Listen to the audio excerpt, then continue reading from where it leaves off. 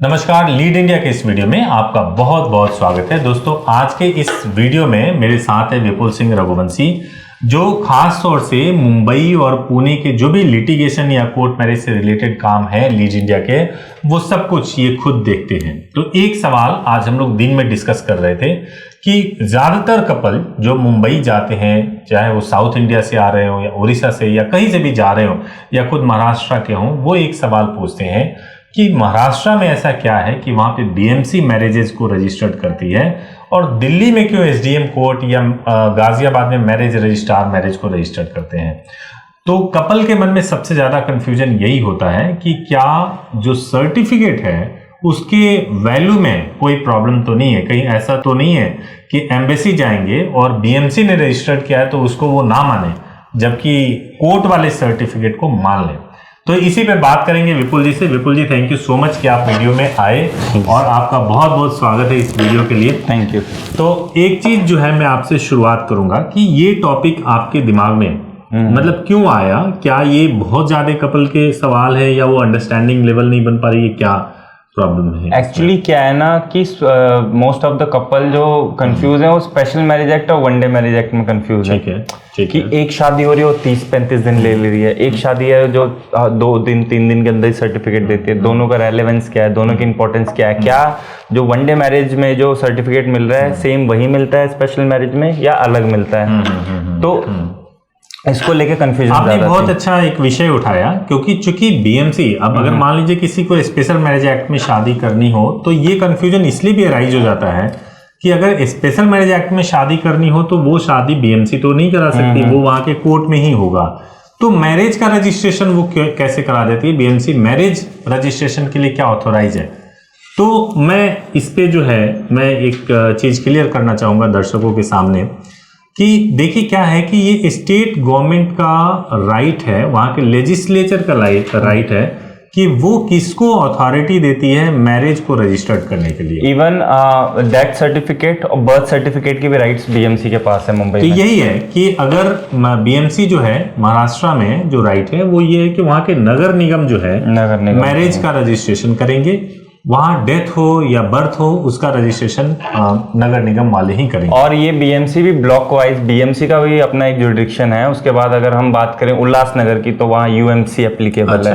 ठीक है। और अगर हम बात करें पुणे की तो पुणे में भी आपका नगर निगम पंजीकरण करता है, बीएमसी का कोई रोल नहीं है वहाँ पे। तो block wise block, distance by distance इनकी अथॉरिटीज चेंज होती रहती है जो भी गवर्नमेंट ने दिया है। ठीक है, बेसिकली नगर निगम रजिस्ट्रेशन।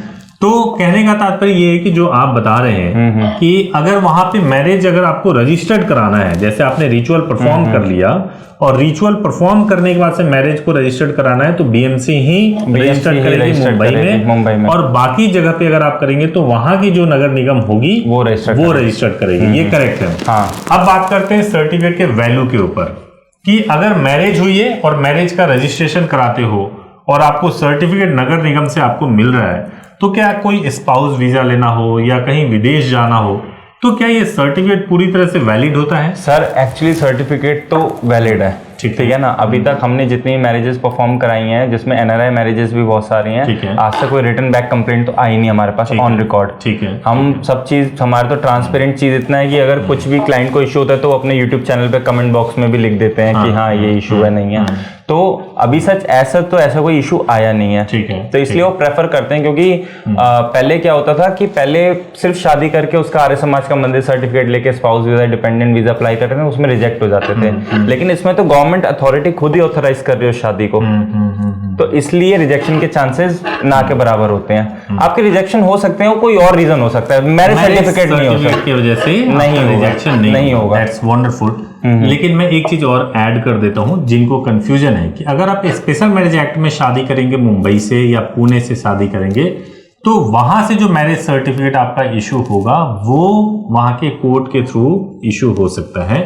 ठीक है। तो ये आपका वहां पे ये राइट है कि कोर्ट स्पेशल मैरिज एक्ट वाले मामले में तो करेगी। लेकिन अब एक सवाल और उठता है कि जो लोग इस वीडियो को पहली बार देख रहे हैं, अगर उनको मुंबई से या पुणे से शादी करनी हो, तो कौन से लोग ऐसे होंगे जो वहां से कर सकते हैं मैरिज? देखिए, मुंबई में जो भी हमारे महाराष्ट्र के हैं, ठीक है ना, और हमारे साउथ इंडिया के हैं, उनको मैं इजी इसलिए कहूंगा कि मुंबई में आके शादी कर सकते हैं। शादी तो कहीं से भी कर सकते हैं पूरे इंडिया में, प्लेस ऑफ मैरिज के बिहाफ पे, लेकिन ये जियो लोकेशन नियरेस्ट पड़ेगी और यहाँ पे परफॉर्मेंस भी जल्दी हो जाएगा क्योंकि मेट्रोपॉलिटन सिटी है ऑलरेडी मुंबई पुणे। तो इनके काम as compared to tier 1 tier 2 3 city या फिर रिमोट लोकेशन की बात करूँ, उनके कंपेरिजन काम यहाँ तेजी से होता है क्योंकि यहाँ पे एक दिन की लाखों रजिस्ट्रेशंस होती है मैरिज की। तो इनका काम मैकेनिज्म में सेट है और हो भी जाता है। ठीक है, तो फास्ट हो जाता है। तो अगर मान लीजिए कि किसी भी रिलीजन से हो, अगर वो आते हैं आपके पास में मैरिज के लिए, तो मैरिज परफॉर्म होने में कितना टाइम लगता है? सर, मैरिज के बहुत ही बेसिक रिचुअल्स परफॉर्म होते हैं। अगर हिंदू मैरिज एक्ट के अकॉर्डिंग हो रहा है तो 7 स्टेप 7 फेरे और सिंदूर, ये मैंडेटरी है, इसके बिना रजिस्ट्रेशन पॉसिबल नहीं है। अगर मुस्लिम मैरिज एक्ट के जा रहे हैं तो निकाह नामा जरूरी है। क्रिश्चियन मैरिज एक्ट में जा रहे हैं तो फादर आते हैं, पहले मैरिज परफॉर्म करते हैं, बाद में मुंबई मंत्रालय से रजिस्ट्रेशन हो जाता है उनका। तो ये पूरे रिचुअल्स एज सच नहीं, जैसे शादियों में 4-4 5-5 घंटे लगते हैं वैसे नहीं, लेकिन सर आप ये मान के चलिए कि अगर आप कोर्ट आए हैं तो आपका 2-2.5 घंटे तो होने चाहिए पूरा प्रोसेस करने के लिए। मतलब ये है कि अगर आप कोर्ट आ रहे हो या और आपका रिचुअल परफॉर्म हो रहा है तो सभी चीज मिला करके 2-2.5 घंटे लगेंगे में हो जाएगा। तो अगर मान लीजिए कोई कपल आपके पास आ रहा है तो उसने आपसे बुकिंग करा लिया, बुकिंग करा करके अब वो पहुंच गया मुंबई शादी करने के लिए। जब वो शादी करने के लिए गया जिस दिन, तो उसको रिचुअल परफॉर्म कराना होगा। एक चीज मैं इसमें आपको रोकूंगा कि बुकिंग कराते हैं, कई सारे कपल होते हैं बुकिंग कराते हैं सीधे मुंबई पहुंच जाते हैं। अच्छा, तो वो चीज पॉसिबल नहीं है क्योंकि मुंबई में हमें भी डॉक्यूमेंटेशन में, अगर स्टैम्प पेपर, एफिडेविट और डिक्लेरेशन की बात करूं तो हमें भी 2-3 दिन एडवांस में चाहिए होते हैं उसे प्रिपेयर करने के लिए। तो 1 वीक पहले हमें इंटीमेट करें ताकि हम उनकी फाइल प्रोसेसिंग में डालें और जिस डेट को वो अपनी अपॉइंटमेंट फिक्स करते हैं शादी की, वो उसी डेट पे अपेयर हो तो ये काम स्मूथ चल सकता है। ठीक है। और अगर वो एकदम से सडन अपेयर हो जाते हैं कि आज ही करनी है तो उसमें प्रॉब्लम है। Exactly, ठीक है, क्योंकि 3 दिन लगते हैं स्टैम्प पेपर आने में मुंबई में। ठीक है। अच्छा, मैंने देखा, एक सेंस किया, मैं भी मुंबई गया हुआ था, वहाँ के लोगों से मैंने बात भी किया, कपल से भी मैं मिला था, तो उनको एक चीज मतलब उनको लगता है कि अगर आप खाली रिचुअल परफॉर्म करके भी मैरिज कर लेते हो, लव मैरिज कर लेते हो, तो रजिस्ट्रेशन कराने की रिक्वायरमेंट नहीं है। ऐसा क्या? एक्चुअली है, ऐसा है। अच्छा। मुंबई में वो सिर्फ मंदिर में, किसी भी मंदिर में पावती कटती है 400-500 रुपए की, वो अपने गेस्ट ले जाके वहीं शादी परफॉर्म कर लेते हैं। लेकिन वो अगर देखिए सर, अरेंज मैरिज भी होती है तो हम भी अपने घर में शादी कर लेते हैं, बाद में उनको रजिस्टर कराते हैं, तो रजिस्ट्रेशन जरूरी है। बल्कि तो मैं ये बोलूं कि अरेंज मैरिज में लोग करोड़ों खर्च कर देते हैं, उसके बाद भी उस सर्टिफिकेट के लिए जाते हैं क्योंकि उसी सर्टिफिकेट पे कॉन्फिडेंस होता है। और अब तो सुप्रीम कोर्ट का जजमेंट भी आ गया है कि पंजीकरण जरूरी है, तभी स्पाउस बेनिफिट मिल पाएंगे, वरना नहीं मिलेंगे। किसी भी तरीके का गवर्नमेंट बेनिफिट लेने के लिए तो रजिस्ट्रेशन आपको बहुत जरूरी है। तो मतलब इन शॉर्ट अगर ये बोले कि आप केवल रिचुअल परफॉर्म करने की सोच रहे हैं तो ये आपका एक कंप्लीट मैरिज नहीं है।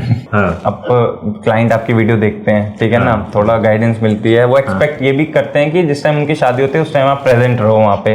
तो आपके लिए फिजिबल है कि आप दिल्ली में, गाजियाबाद में, मुंबई में सेम टाइम में हर जगह अवेलेबल? क्योंकि मैं तो कन्विंस कर रहा हूँ, क्लाइंट नहीं मानते, वो आपको चाहिए। मैं आपको बताता हूँ और मैं सभी क्लाइंट्स का बहुत बहुत थैंक यू बोलूंगा कि आप ऐसा चाहते हैं, क्योंकि ये मेरे लिए अप्रिशिएशन है कि क्लाइंट को ट्रस्ट है इतना कि वो चाहते हैं कि मैं सब जगह हूँ।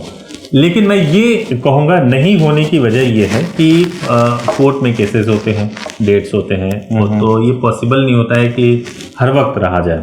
लेकिन मैं महीने में ये कोशिश मेरी जरूर रहता है कि मैं जहाँ कहीं भी कोई प्रॉब्लम हो तो मैं हूँ वहाँ पे, एक बार जाऊँ, जाके पता करूँ किस तरीके से हो, तो मैं विजिट करता रहता हूँ।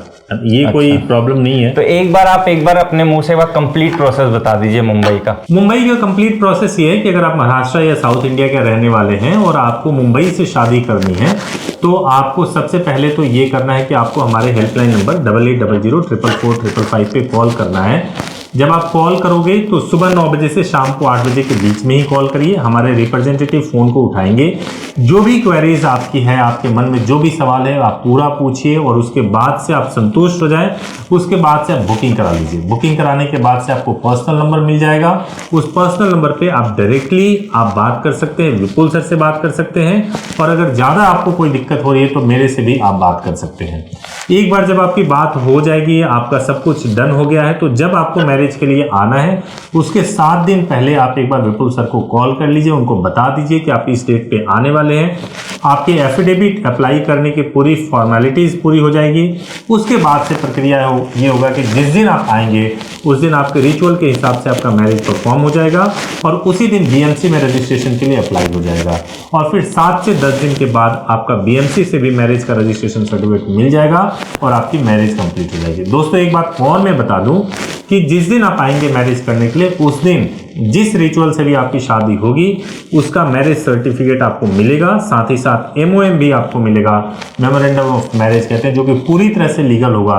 किसी भी तरीके से प्रोटेक्शन लेने के लिए, चाहे आप थाने में जाके प्रोटेक्शन लेना चाहें या हाई कोर्ट से प्रोटेक्शन लेना चाहें, क्योंकि एक बार जब आपके हाथ में एमओएम आ गया इसका मतलब ये है कि आपको मैरिज रजिस्ट्रेशन सर्टिफिकेट बीएमसी से आएगा ही, उसको कोई रोक नहीं सकता। लेकिन सर अगर एमओएम मिल गया, मैं आपको रोकूंगा, आप कह रहे हैं एमओएम मिल गया, कोई आपको मतलब नुकसान नहीं पहुंचा सकता, तो इसके बाद न्यूज़पेपर पब्लिकेशन और इंटीमेशन की जरूरत क्यों है? इसलिए क्योंकि जैसे ही आप शादी करते हो तो घर वालों को इंटीमेशन लेटर भिजवाना तो एकदम नेसेसरी होता है, क्योंकि आपको ये बताना जरूरी है ऑफिशियल तरीके से थाने में कि आपने शादी किया हुआ, कोई भाग के किडनैप करके आप लड़की को लेकर नहीं गए हैं। ओके। इसलिए इंटीमेशन जरूरी है।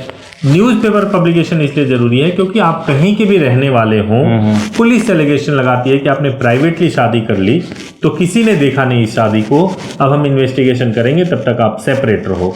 तो इस वजह से पब्लिकेशन जरूरी होता है ताकि पुलिस को ये बता सके कि पब्लिक डॉक्यूमेंट में आया हुआ है कि मेरी शादी हो रखी है, तो मैरिज ऑलरेडी पब्लिकली आ चुका है, इसमें कोई डाउट नहीं है। इस तरीके से जो है आपका ये जरूरी होता है करना। और सर अगर मान लीजिए इंटेलिजेंट मैरिज है, हाँ, ठीक है ना, और उसके बाद कपल को नाम चेंज कराना है, चाहे बॉय को चाहे गर्ल को, तो क्या प्रोसेस है? अगर नेम चेंज कराने के 2 प्रोसेस होते हैं। एक प्रोसेस तो ये होता है कि आप किसी भी 2 लीडिंग न्यूज़पेपर में आप दे दो अपने नेम चेंज कराने के लिए, वो करा सकते हैं, ये फैसिलिटी भी हमारे पास में है। और एक दूसरा जो सबसे बेस्ट होता है वो ये होता है गजट पब्लिकेशन का होता है। उसमें ऐसा होता है कि आपको नेम चेंज कराने के लिए जो है एप्लीकेशन देना होता है और जो सरकारी गजट होता है उसमें नेम चेंज का जो है आपका आ जाता है कि पहले आपका नाम ये था और अब आपका नाम ये है और आप दोनों नाम से जाने जाएंगे। तो उसके बाद से कोई डॉक्यूमेंट चेंज कराने की जरूरत नहीं होती क्योंकि दोनों नाम से आपके डॉक्यूमेंट होंगे और वो सफिशिएंट होता है गजट पब्लिक। तो सिर्फ गजट जरूरी है, गजट प्लस 2 लीडिंग न्यूज़पेपर दोनों कंबाइन करना? नहीं, दोनों जरूरत नहीं है, दोनों में लीडिंग न्यूज़पेपर की जरूरत नहीं है इसमें, या तो गजट पब्लिकेशन कराएं या लीडिंग न्यूज़पेपर कराएं। ओके। आज मान लीजिए सर साउथ इंडिया के किसी स्टेट से, फॉर एग्जाम्पल केरला के कपल आ जाते हैं, मुंबई शादी करते हैं और वो मुंबई में रह रहे हैं, ठीक है, लेकिन उनको घर से थ्रेट आ रही है, उन्हें डराया धमकाया जा रहा है, तो वो हाई कोर्ट प्रोटेक्शन कहाँ से लेंगे? अपने होम टाउन अपनी सिटी से या फिर मुंबई हाई कोर्ट? अगर उनके पास में मुंबई का रेजिडेंस प्रूफ बन गया है, ओके, यानी आधार कार्ड को उन्होंने अपडेट करा लिया अगर उन्होंने, तो मुंबई से ले सकते हैं। हाँ, क्योंकि कभी भी ज्यूरिसडिक्शन तभी बनेगा जब आप उस सिटी में रह रहे हो। ओके, तो मुंबई से ले सकते हैं अगर वहां पे उनका आधार कार्ड है, वो रह रहे हैं, उनको थ्रेट मिल रहा है, तो वहां जाकर के आराम से ले सकते हैं। नॉर्मली मुंबई ना बात करके मैं एक नॉर्मल शादी जो भी कपल करते हैं, ठीक है ना, और हाई कोर्ट प्रोटेक्शन आने में 10 से 14 दिन 15 दिन जो भी लगते हैं, उस बीच में अगर उनके साथ मतलब कुछ ऐसी घटना होती है तो उसकी जिम्मेदारी कौन लेता है सर? अगर मान लो कि कोई घटना घट रही है तो सबसे पहला काम तो ये है कि आप पुलिस के पास जाएं और कंप्लेंट रजिस्टर्ड कराएं। ओके। पुलिस नहीं सुन रही है, कोई प्रॉब्लम आ रही है तो हेल्पलाइन नंबर पे बात करें, हमारे से हम लोगों से कांटेक्ट करें। और उस समय अगर आपके खिलाफ कोई एफआईआर रजिस्टर्ड हो गया है तो हाई कोर्ट में जाना एकदम जरूरी है एफआईआर को रद्द कराने के लिए और आपको प्रोटेक्शन दिलाने के लिए। ओके, तो रद्द कराने के लिए कैसा प्रोसेस है? क्योंकि पुलिस वाले तो सुनते हैं। हाई कोर्ट जाओगे, हाई कोर्ट में जाकर के आप एफआईआर को जो है क्वेश कराएंगे। क्वेश कराने के 2 तरीके होते हैं, या तो सीधे हाई कोर्ट क्वेश कर दे एफआईआर को, अगर वो क्वेश नहीं करती है तो वो प्रोटेक्शन दे देती है कि आपको गिरफ्तार नहीं किया जाएगा, आप 164 का बयान करा लीजिए और पुलिस जल्दी से चार्जशीट फाइल कर दे कि इस मामले में कुछ भी नहीं है, और इस तरीके से वो मैटर जल्दी क्लोज हो जाता है। ओके। नहीं, ये सर एक्चुअली मेरे को तो पता है, ये मैं क्लाइंट के बिहाफ पे आपसे क्वेश्चन पूछ रहा हूँ। थैंक यू सो मच कि आप पूछ रहे हैं, ताकि क्लाइंट को मालूम चलना चाहिए कि भाई क्या है ना। और मैं समझाता हूँ, अब सुभाष सर के मुंह से डायरेक्ट पता चल रहा है, तो बिल्कुल बिल्कुल बिल्कुल मैं समझ रहा हूँ आपका इंटेंशन। तो अब दे और भी कोई सवाल है? नहीं सर, अभी तक के लिए तो इतना ही है। तो उम्मीद है कि आपको ये वीडियो पसंद एक चीज मेरे को और अपडेट करना है, जो पहले पुणे में प्रोसेस लग रहा है 10 से 15 दिन मैरिज सर्टिफिकेट आने में, अब हमने उसे घटा के सिर्फ 2 दिन में कर दिया। 2 दिन में मैरिज सर्टिफिकेट आ जाएगा। तो जो सेम डे पे आपके रिचुअल्स परफॉर्म होंगे, विजिट खाली 1 दिन करना होगा, उसके 2 दिन बाद आपका मैरिज सर्टिफिकेट। तो यानी अगर आप पुणे के रहने वाले हैं, हाँ, आप अगर पुणे के रहने वाले हैं और आपकी एज, लड़की की एज 18 प्लस और लड़की की एज 21 प्लस है, तो पुणे में ही अपनी शादी कर सकते हैं। शादी करने के बाद इंटरलीजन भी कर सकते हैं, कोई लंबा प्रोसेस नहीं है, ठीक है ना। सेम डे में आपके रिचुअल्स परफॉर्म होंगे और 2 दिन बाद आपका सर्टिफिकेट आ जाएगा। तो आप इस वीडियो में आए, इस वीडियो को इतना इंटरेस्टिंग बना दिया, क्योंकि नॉर्मली मेरे वीडियो में इतना मेरे चेहरे पे हंसी नहीं होती है, लेकिन आप आ जाते हैं तो हंसी पता नहीं कैसे आ जाती है। Thank you sir. तो दोस्तों, आपने इस वीडियो को देखा, उम्मीद है आपको पसंद आया होगा। अगर वीडियो आपको अच्छा लगा हो तो जरूर इसको लाइक कीजिए, चैनल को सब्सक्राइब कर लीजिए, बेल आइकन प्रेस कीजिए ताकि सबसे पहले आपको लेटेस्ट वीडियो मिले। Thank you so much for watching this video. Thank you.